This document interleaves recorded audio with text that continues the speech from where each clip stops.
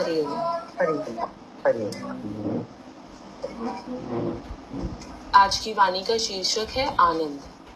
ओम सद्गुरु प्रसाद। शांति से विचार करोगे तो समझ में आएगा कि तुम्हारा सच्चा स्वरूप आनंद ही है। यह जीव ईश्वर का अंश है। शीतलता जिस प्रकार पानी का सहज स्वरूप है, उसी प्रकार तुम स्वयं आनंद स्वरूप ही है। दुख सुख तुम्हारे वास्तविक स्वरूप नहीं है। पानी का स्वरूप तो शीतल है। अग्नि के संबंध के कारण पानी में गर्मी भासती है। उसी प्रकार मन के संबंध से आत्म स्वरूप में सुख दुख भासता है। सुख दुख मन का धर्म है। आत्मा सुखी भी नहीं दुखी भी नहीं होता। आत्मा परमात्मा का अंश है। परमात्मा आनंद स्वरूप है। आनंद तुम्हारा सहज स्वरूप है। सुख दुख कई कारणों से आते हैं। सुख भी टिकता नहीं, दुख भी टिकता नहीं। सुख दुख दोनों भूल है। जीव स्वयं आनंद स्वरूप है, पर अज्ञान के कारण आनंद ढूंढने बाहर जाता है। आनंद किसी स्त्री में नहीं, पुरुष में नहीं, मोटर बंगले में नहीं, तुम्हारे अंदर ही है। आनंद बाहर नहीं है। संसार के पदार्थ आनंद देते नहीं है, सुख दुख देते हैं। जो सुख देता है वह दुख भी देता है। जीव को सुख की भूख नहीं है, आनंद की भूख है। उसे ऐसे आनंद की इच्छा है जिससे उसकी शांति हमेशा कायम रहे। संसार के पदार्थों में यदि आनंद है तो एक समान आनंद दे। बंगला बहुत अच्छा है, परंतु जिसे बुखार आता है तो बहुत अच्छा बंगला उसे सुख देता है क्या? जब पेट में दर्द होता है तो बहुत अच्छा बंगला सुख देता है क्या? आनंद संसार की किसी जड़ वस्तु में नहीं है। स्व इच्छित भोजन हो तो उसे आनंद देता है। जिसे बुखार आया हो तो इच्छित भोजन आनंद क्यों नहीं देता? मनपसंद भोजन हो और समाचार आया किसी के मरने का, तो मनपसंद भोजन खाने की इच्छा क्यों नहीं होती? उस समय आनंद कहाँ चला गया? थोड़ा विचार करो। आनंद उस भोजन में नहीं था, लेकिन उसमें उसने अपना आनंद डाला। जैसे कुत्ता हड्डी में मजा समझता है, लेकिन वो अपना ही खून पीता है और समझता है मुझको हड्डी से मजा आ रहा है। संसार के किसी भी पदार्थ में, विषय में आनंद नहीं है। विषय तो जड़ है। जड़ पदार्थ में जीव को जो कुछ भी आनंद का आभास होता है, वह अंदर रहने वाले चेतन के कारण होता है। जो सुख इंद्रियों और विषयों के संयोग से होता है, वह आरंभ में अमृत जैसा होता है, परंतु परिणाम में विष के समान है। आनंद तो परमात्मा ही देते हैं। आनंद तभी होता है जब परमात्मा के साथ हमारा संबंध होता है। अरे ईश्वर का आनंद खोजो। आनंद अंदर है, बाहर से नहीं आता है। संसार के पदार्थों का सिमरन ना हो तभी सच्चा आनंद है। जब ही ब्रह्म से संबंध होता है, तभी सच्चा आनंद प्राप्त होता है। तुमको निद्रा में आनंद कौन देता है? बहुत बड़ा राजा भी सब बातों में सुखी है क्या? उसे रानी से आनंद मिलता है। सब छोड़कर जब वो सो जाता है, तब उसे आनंद मिलता है। रानी रजाई महल को जब वह भूल जाता है, तब उसे निंद्रा आती है, तब उसे आनंद मिलता है। निंद्रा से एक पैसा भी नहीं मिलता, खाने को नहीं मिलता, मौज मस्ती नहीं मिलती, फिर भी तुमको निंद्रा में आनंद क्यों आता है? निंद्रा में शांति कहाँ से मिलती है? मनुष्य को सब सुख मिले पर निंद्रा ना आए तो वह पागल हो जाता है। बिस्तर पर पड़ने के बाद जिसको जगत याद आता है, उसको नींद नहीं आती है। कान को शब्द सुनाई दे तो नींद नहीं आती है। धीरे धीरे जब वह सब भुला दे, तो निद्रा आती है। जब जगत को भुला देता है तब मन अंतर्मुख होता है।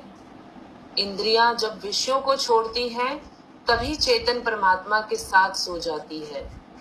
तुम्हारा आनंद भी आनंद ही है।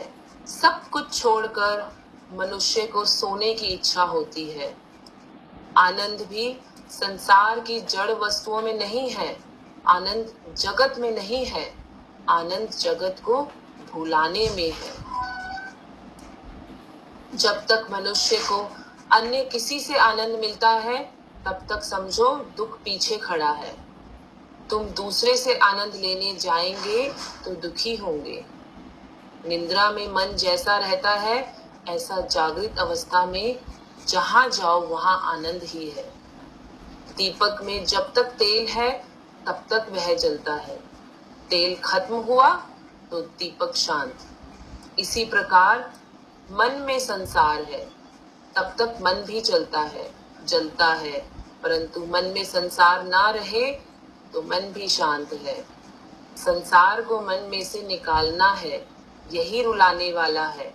परमात्मा के सिमरन में तन्मय होंगे तो मन से संसार बाहर हो जाएगा। तुम एकदम मन से संसार को निकालेंगे तो अधिक आनंद आएगा। पर मन से प्रभु सिमरन करने का अभ्यास करो तो वह परमात्मा में तन्मय होगा, फिर मन से संसार निकल जाएगा। परमात्मा के चिंतन से आनंद मिलेगा। तुम परमात्मा के अंश हो, तुम जगत के नहीं भगवान के हो। जीव ईश्वर का ही अंश है और उससे मिलने पर ही निज स्वरूप में आएगा जहां आनंद ही आनंद है। हरि ओम। बहुत सुंदर, थैंक यू ज्योति जी। बहुत सुंदर वाणी एक प्रभाव में चली, बहुत अच्छा लगा। कहीं भी ऐसा नहीं लग रहा था कि कोई बात ना समझ आ रही है। ये वाणी एकदम सरल भाव से निकली और जहाँ तक हम उम्मीद करते हैं सभी ने इस पूरी वाणी को ग्रहण किया होगा, क्योंकि जो सत्य इसमें आया है कि सच्चा सुख कहाँ है। आनंद शब्द जो है वो सुख के लिए ही आता है, लेकिन सच्चे सुख के लिए आता है, क्योंकि सुख हमें संसार में भी तो मिलता है ना। तो सुख में और आनंद में कोई ना कोई अंतर तो जरूर होगा। वाणी में यही कहा गया कि सुख के साथ दुख जरूर आएगा, आनंद के साथ दुख नहीं है। आनंद हमारे अंदर है, आनंद हमारा स्वरूप है, परमात्मा है आनंद। आज के भजन में भी आज ये लाइन आई थी कि आनंद सदगुरु की वाणी में है। तो हम इधर उधर आनंद या खुशियां ढूंढते हैं, वो इधर उधर हमें मिलती हैं खुशियां, लेकिन खुशी के साथ या सुख के साथ दुख भी आता है, और आनंद के साथ जो है दुख नहीं है। बहुत सुंदर किया आपने। ये ईश्वर कृपा है, गुरु कृपा है। और आज मैं देख रही थी कि सृष्टि में कैसे वाइब्रेशन सेम होती है। आज वाणी भी का विषय भी आनंद था, और कहाँ से योगी को भजन भी आनंद का मिल गया। तो ये भी देखो कितनी मिरेकल है, ताकि पुष्टता हो हमारे इस विचार के साथ कि वाकई ही जिस चीज की हर इंसान को जरूरत है, तलाश है, वो जन्मों से भटक रहा है, वो हमारे भीतर ही है। और हम कहाँ ढूंढ रहे हैं? बाहर। तो मैं सोचती हूँ आज तो ये वाणी इस तरह से चली है, और वाणी ऐसे ही चलनी चाहिए। वाणी को बहुत डिटेल करने में भी कुछ खास स्केच नहीं होगा। अब आप लोग सब इतनी स्थिरता में, ज्ञान की इतनी पकड़ सबको हो चुकी है और स्थिरता है कि धीरे धीरे धीरे धीरे वाणी चले और सब सुनने वाले अपने आप उसको ग्रहण करें, और फिर उस पर आप लोग विचार करें, बात करें। मैं तो ये अब जरूरत समझती हूँ कि आप सब जुड़ते हैं तो वाकई आप लाइवली जुड़ो। ऐसे गूंगी होके जुड़ने में कब तक जुड़ते रहोगे? कब तक अपने को बचाए रखोगे? फिर देखो वो बोला ना, कल का क्या भरोसा, भजन में क्या लाइन है, कल किसने देखा, जो करना है आज कर लो, अपना मुख पवित्र आज कर लो, जो पाना है वो आज पा लो। और आज में भी ये जो समय हमें मिला है, हम एक परिवार रूप में बैठते हैं, तो एक इतनी एनर्जी होती है हमारे साथ, हम अकेले थोड़ी होते हैं इस टाइम। इसलिए मैं तो चाहूंगी कि आज की इस वाणी पर और अब कुछ ना बोल करके, जैसे ज्योति जी ने भी बहुत अच्छा बोला कि सुख हम बाहर ढूंढते हैं पर बाहर है नहीं। इतनी ये रहस्य भी अगर हमें खुल जाए कि हम बाहर ढूंढते हैं पर बाहर है नहीं, तो भीतर है। तो जैसे बोला कि वो तेरी जो आत्मा है वही तो आनंद, वो तेरा जो स्वरूप है वो ही आनंद स्वरूप है। तो इसको हम पक्का कैसे करेंगे? रामायण में भी, गीता में भी एक लाइन अगर हम याद रख लें, ईश्वर अंश जीव अविनाशी, है ना। ईश्वर का अंश है ये जो जीवात्मा है, और ये जो अंश है हमारे अंदर जीवात्मा रूप में जो चेतन तत्व है, जो हमारा जो चेतन अंश है, हम दो हैं। एक बाहरी जो ढांचा है हमारा, ये जड़ अंश है, और इसको चलाने वाला चेतन अंश है। तो हमारा वास्तविक स्वरूप क्या है? ये नहीं है जो दिख रहा है। और देखो कितना हम इसी को पकड़ के सारी जिंदगी निकाल देते हैं, इसी का रोना धोना, इसी के दुख सुख, इसी की लाभ हानि, इसी का मान अपमान, और फिर परिणाम क्या होता है? हम फिर जब इसकी लीला पूरी हो जाती है, हम फिर किसी दूसरे रूप में सेम यही जिंदगी जीनी शुरू कर देते हैं, और न जाने कितने अनंत जन्मों से हम यही तो करते हैं। आज जिसके ऊपर ईश्वर कृपा होती है वो एक बात के लिए चौंकता है, गुरु की वाणी सुनकर हिलता है कि अरे आखिर मैं ये गलती कब तक करता रहूंगा? मैं जो सुख बाहर ढूंढ रहा हूँ ये तो मेरी गलती है, क्योंकि बाहर तो सब जड़ है, मेरे शरीर से लेकर के और जहां भी मैं जा रहा हूँ। योगी का भाव था कि बाहर सुख मिलता है, लेकिन आज इतना तो आंखें खुली कि भले सुख मिले लेकिन सुख के साथ वहां दुख खड़ा ही खड़ा है। वो सुख भी परमानेंट तो है नहीं, वो अपने हमारे कर्मों के फल स्वरूप अपना फल दे करके वो चला जाएगा, और फिर उसकी जगह पर दुख आ जाएगा। तो ये सुख और दुख के झूले में जो जीवात्मा अनंत जन्मों से झूल रही है और अशांत है, इस कारण से इन द्वंद्वों के कारण मन क्या रहता है? अशांत। और कभी भी शांति में बैठ के अपने आप से अगर हम देखें तो हर किसी का अंतर क्या चाहता है? शांति, है ना। तो आज बंदा कहता है मुझे कुछ ना मिले पर मुझे शांति चाहिए। वो कहाँ है? वो बाहर तो नहीं मिली अभी तक। तो ये जो चीज हमें चाहिए भी और हम बाहर ढूंढ रहे हैं, मिल भी नहीं रही, तो आज हम जाग जाए। आज हमारे पर बहुत बड़ी कृपा हो रही है, आज हम भीतर जाए। तेरे अंदर माल खजाना, ये शांति का खजाना, ये आनंद का जो परमानेंट सुख है, ये मेरे भीतर है। गुरु ने कह दिया तेरे अंदर माल खजाना, क्यों जाए ढूंढन देश पे गाना। हम बाहर ढूंढते फिर रहे हैं, बाहर ढूंढते फिर रहे हैं अपना इतना मूल्यवान समय। ये जो शरीर मिला, जीवन मिला, ये कितना कीमती तोहफा है परमात्मा का दिया हुआ हमारे हाथ में। हम इसका पूरा इस्तेमाल करें, ये सुजाही हमें मिलती है भगवान की वाणियों से। देखो यही चीजें हम कितनी बार चाहे सुन चुके होंगे, पर मैं देखती हूँ वही चीज कितने नए ढंग से हमारे सामने आती है। क्या इस आनंद स्वरूप को हमने पहले सत्संग में नहीं सुना? जरूर सुना है, लेकिन आज ऐसे ही लग रहा है जैसे ये वाणी हमें बिल्कुल गहरी नींद से एकदम जगा रही है कि अरे जागो, क्या कर रहे हो, कहाँ भटक, क्या ढूंढ रहे हो? वो कहते हैं ना कि सुई बाहर ढूंढ रही, गिरी घर के अंदर, और ढूंढे बाहर तो क्या मिलने वाली है? कदापि नहीं मिलेगी, कभी भी नहीं मिलेगी। इसलिए गुरु हमें भीतर लेके जाते हैं कि तेरी चीज जहाँ है तुम वहां चल। और फिर देखो हम अकेले थोड़ी होते हैं उस सफर में। उस सफर में तो गुरु जो ईश्वर का रूप है वो हमारे साथ होते हैं। इतनी बड़ी शक्ति है गुरु की। भले हम कितना भी अपने को निर्बल समझें, असहाय समझें, सोचे कि अरे मैं क्या कर सकता हूँ, ये तो ज्ञान बड़ा ऊंचा है, ये रास्ता तो मैं तो नहीं चल सकता इस रास्ते पर। घबराहट भी होती है मन को, क्योंकि घबराहट मन को क्यों होती है? क्योंकि मन को आदत पड़ी हुई है जन्मों जन्मों की बाहर ढूंढने की, तो उसको वही आसान लगता है। जिस चीज की आदत पड़ी हो वो काम करना आसान लगता है ना। और कोई काम एकदम हमें नया पकड़ा दिया जाता है तो हम क्या करते हैं, अरे मैं तो अवगत नहीं हूँ इस चीज से, ये मेरे से नहीं होगा। एकदम हम हाथ, संसार में भी अगर देखो किसी नए काम के लिए हम हाथ ऊपर कर देते हैं, भाई नहीं मेरे को इसकी नॉलेज नहीं। ऐसे ही ये सत मार्ग है। ये गुरु मिलते हैं, हमें आह्वान करते हैं इस रास्ते पर आने का, तो हमारा मन डर जाता है, अरे इस पे मैं कैसे चलूंगा।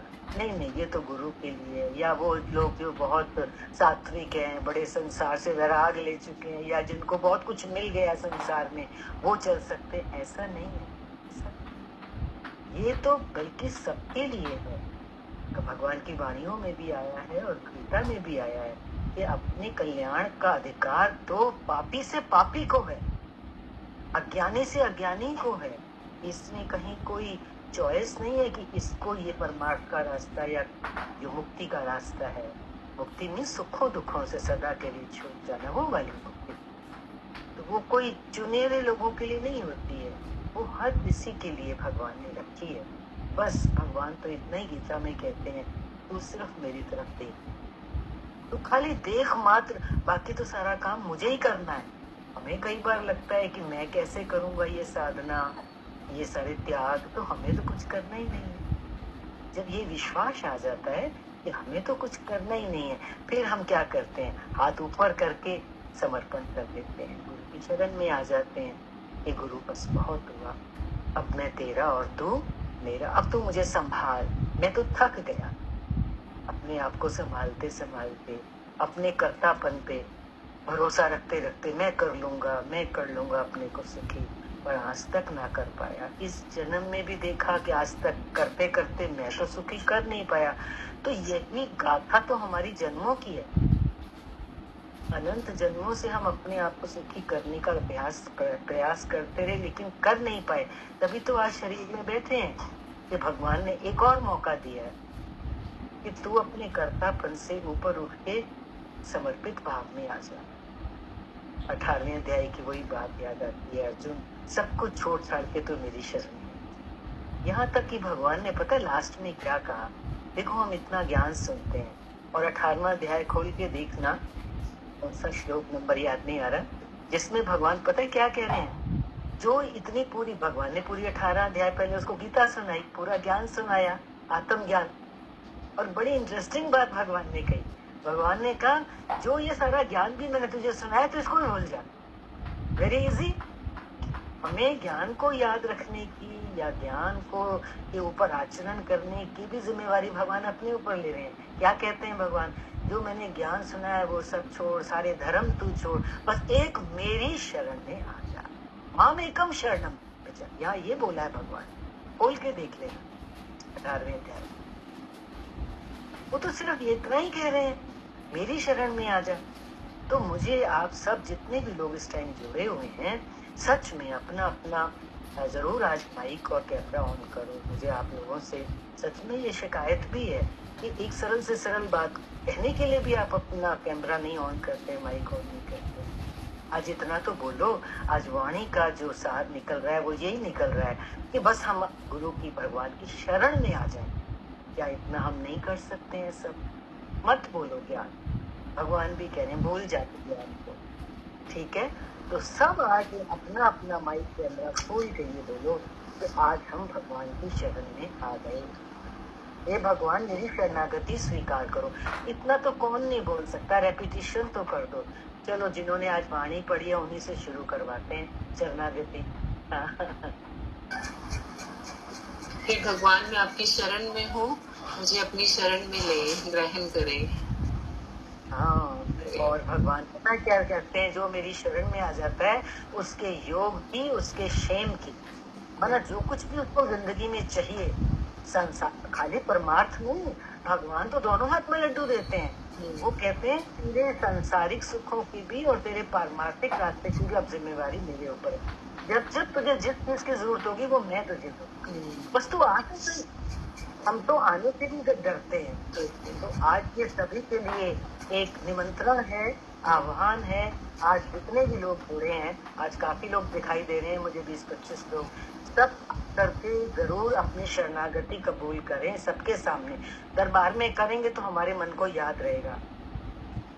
ठीक है, अब इससे पहले हाँ मधु जी ने खोला था, आप बोलिए। हरिओम दीदी। हरिओम। मैंने देर से सुना लेकिन बहुत अच्छा सुना कि एक